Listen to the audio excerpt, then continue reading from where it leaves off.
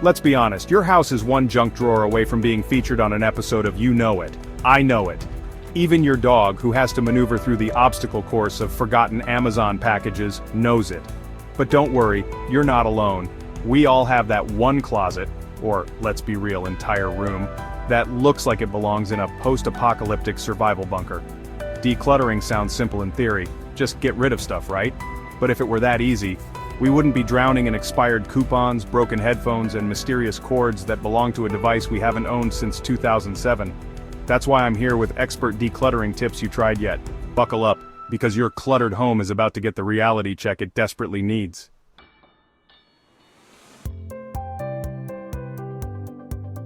The would I buy it again? Test. We all know the classic Marie Kondo does it spark joy? Question, but let's be real. Sometimes the answer is, enter the would I buy it again test. Look at each item and ask yourself, if the answer is no, congratulations. That item just won a one-way ticket to the donation bin.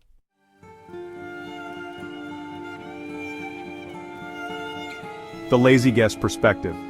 Ever walked into someone else's cluttered home and thought, now it's time to turn that judgmental energy onto yourself? Walk through your house pretending you're a guest who's visiting for the first time. If the first thing you think is then, you know exactly where to start.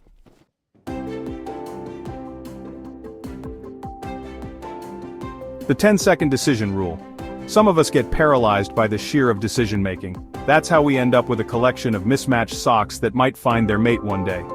Spoiler, they won't. To fix this, give yourself just 10 seconds to decide whether something stays or goes. If you hesitate longer than that, it means you don't need it. Bam, decision made.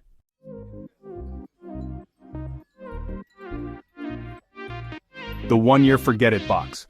Put your maybe items in a box, seal it, and write today's date on it. Store it somewhere out of sight.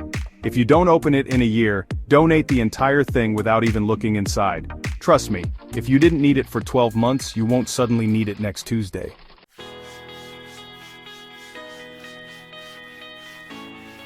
The somebody else needs this mind trick. Sometimes guilt keeps us holding on to things. That expensive dress you wore once but can't bear to part with. That barely used kitchen gadget that's collecting dust. Instead of thinking, flip the script and think, suddenly you're not just decluttering, you're a generous, selfless person who's saving the world one waffle maker at a time.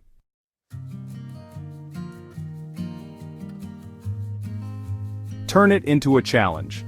Nothing gets humans motivated quite like a game. Give yourself a decluttering scavenger hunt where you have to find 10 things to donate, 10 things to throw away, and 10 things to relocate. Bonus points if you time yourself and try to beat your own record. Even better, drag your equally messy friends into it and turn it into a competition.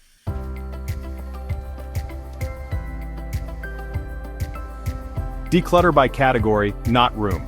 The problem with decluttering by room is that it gives you an excuse to move junk from one space to another. Instead, tackle categories. Collect all your books, all your shoes, all your kitchen gadgets, and sort them at once. Seeing your entire collection of coffee mugs spread across the floor will make you rethink whether you really need 47 different ones. Spoiler, you don't.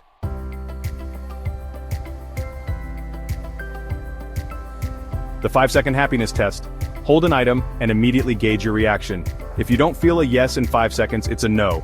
That means if your gut instinct is, I feel bad throwing this away, then it's time to let it go. You should love the things you keep, not feel obligated to store them out of guilt.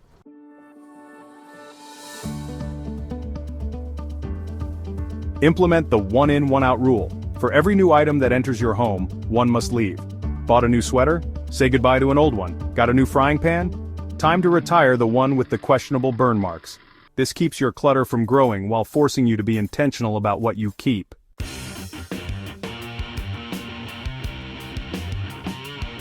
Sometimes we hold on to things because of the attached to them. If you're struggling to let go of an item purely because of nostalgia, take a picture of it before saying goodbye. The memory stays, but the clutter doesn't.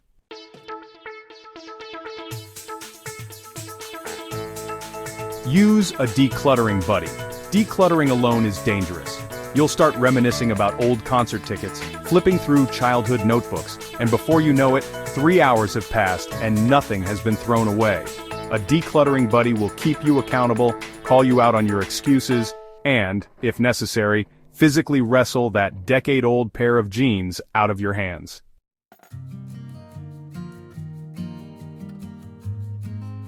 Make it fun, or at least bearable. Decluttering doesn't have to be a miserable experience. Blast your favorite music, turn it into a dance party, or even make a drinking game out of it. One sip for every item you donate. Just don't declutter while completely drunk, or you'll wake up wondering why you gave away all your socks. The more fun you make it, the less it'll feel like a chore.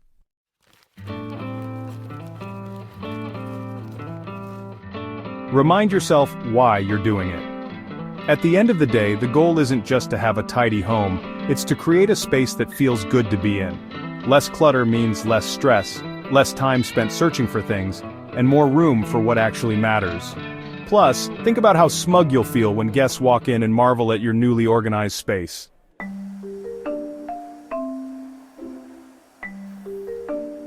Final thoughts. Say goodbye to the cluttered you. Your home should be a place that makes you feel happy and at ease, not a storage unit for every random trinket you've ever owned. By trying these expert and slightly hilarious decluttering tricks, you can finally reclaim your space, your sanity, and possibly even find your missing TV remote. So go forth, declutter, and remember, if you wouldn't buy it again, you probably don't need to keep it.